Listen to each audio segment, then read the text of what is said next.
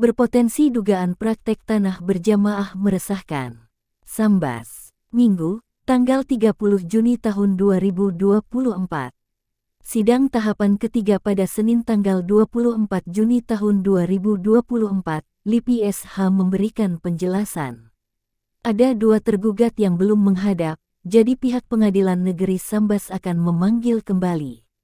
Objek tanah yang disengketakan seluas 50 kali 400 meter yang berada di Dusun Turusan, RT 4, RU 2, Desa Lorong, Kecamatan Sambas, Kabupaten Sambas, Provinsi Kalimantan Barat sudah didirikan bangunan Yayasan Nur Al-Mukmin Tutur LIPI SH. Sudah beberapa kali ditempuh mediasi, baik di kantor Desa Kampung Lorong dan di BPN Sambas. Menurut saya terkait sengketa tanah adalah suatu perbuatan melanggar hukum, sebab pihak penggugat selaku ahli waris Safi Ahmad merasa dirugikan.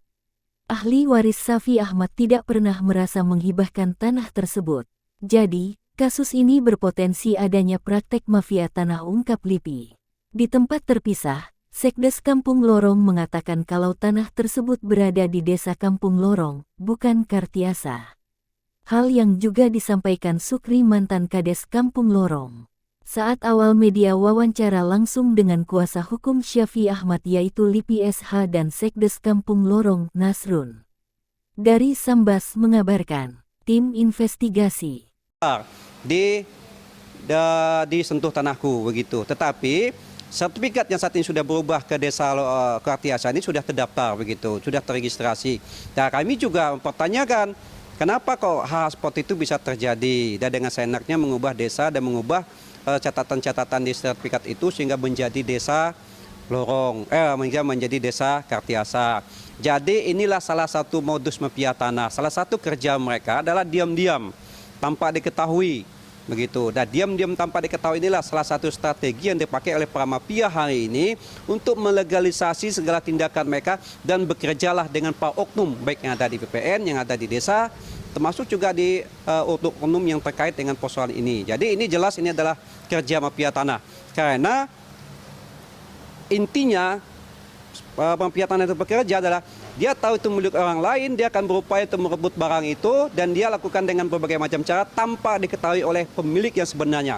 Itu salah satu modus yang dimiliki oleh mafia tanah.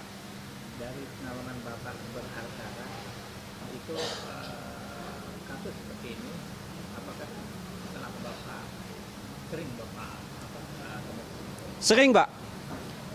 Saya sudah sejak dilantik sampai hari ini kita sudah puluhan kali lah beracara begitu.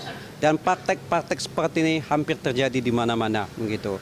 Makanya kita sangat berharap kepada pemerintah memberikan perlindungan kepada masyarakat kecil yang hari ini kan begini nih ceritanya. Anaknya Safi Ahmad ini kan orang yang tidak mampu. Mereka tidak mampu mendaftarkan tanah ini kepada Badan Pertanahan Nasional begitu. Lalu ketidakmampuan mereka ini karena memang tidak mampu tadi dimanfaatkanlah kelalaian mereka ini dan muncullah sertifikat begitu. Harusnya pada waktu itu baik yang di berbatasan kiri kanan termasuk barat, timur, selatan, utaranya itu kan harus diketahui, dipastikan dulu ini punya siapa, tapi itu tidak dilakukan. Jadi sepanjang saya perkara, praktek-praktek seperti ini sering kita jumpai gitu. Makanya kita juga menarik turut tergugat, PPN sebagai turut tergugat karena perbuatan mereka yang kita menurut kami mereka tidak hati-hati, tidak cermat, tidak teliti dalam persoalan ini sehingga terbitlah tadi sertifikat itu. Ternyata sertifikat itu sendiri berada di tanah hak milik orang lain.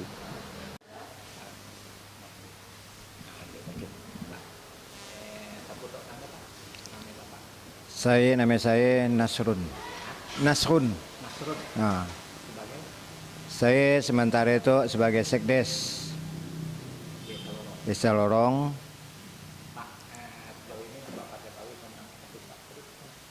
Terutama yang dipersingkatakan di daerah pengakuan dari desa katanya Kartiasa, padahal titik koordinatnya di Kampung Lorong. Nah, bisa Bapak mungkin menjelaskan itu, Pak? Jadi Pak, yang sebenarnya tanah almarhum Pak Safi Ahmad ya, sebenarnya memang terletak di lokasi di Desa Lorong. Karena tanah tersebut awalnya ya adalah untuk perkebunan karet. Awalnya, jadi perkebunan karet udah diajukan, namun tanah Pak Sapi ini sampai sekarang ini tidak ada. Jadi tanah Pak Sapi Ahmad ya, surat aslinya ya memang berada di kantor perkebunan. Nah, jadi Pak Sapi Ahmad ya hanya megang fotokopi surat tanah ya, yang sejak tahun 1980 yang dikuasainya. Namun pada saat itu bahwa tanah tersebut ya udah diperjualbelikan yang dikuasai oleh Yayasan Nur Al-Mukmin yang berada di Desa Lorong. Namun suratnya yang sebenarnya dibuatkan di Desa Kartiasa. Nah, di Desa Kartiasa, status tanah tersebut ya memang berada di lokasi Desa Lorong, bukan di Kartiasa. Artinya tanah itu berarti di Kampung Lorong. suratnya dari Kartiasa. Suratnya dibuatkan di Kartiasa, tapi surat yang fotokopi ya memang surat keterangan tanah ya memang Pak Sapi ya memang terletak di Desa Lorong, bukan di Kartiasa. Jadi di surat Pak Sapi Ahmad itu Surat itu siapa Pak? Dari Desa Kartiasa. dari Desa Kartiasa. Oh jadi seolah mengatasnamakan Tanah tersebut berada di wilayah di Desa Kartiasa, yang sebenarnya wilayah itu adalah wilayah Desa Lorong, bukan Desa Kartiasa. Terkait Sapi Ahmad tuh yang penggugat sekarang ini siapa penggugatnya? Penggugatnya anaknya Anaknya siapa namanya Pak? Edwin tidak salah, Edwin. yang menggugat ya. Yang Sapi Ahmad tuh saya dengar-dengar informasinya sebagai pernah jadi kepala desa Pak ya? Belum, tidak pernah dia sebagai kaur pembangunan Tahu pembangunan di desa? di Desa Lorong. Desa Lorong ya. Jadi yang menggugat itu si siapa namanya tadi Pak? Anaknya. Anaknya. Ahli warisnya. Ahli waris dari Sapi Ahmad. Yang punya tanah atas nama Sapi Ahmad. yang punya tanah di Desa Lorong. Desa Lorong. Nah, ya.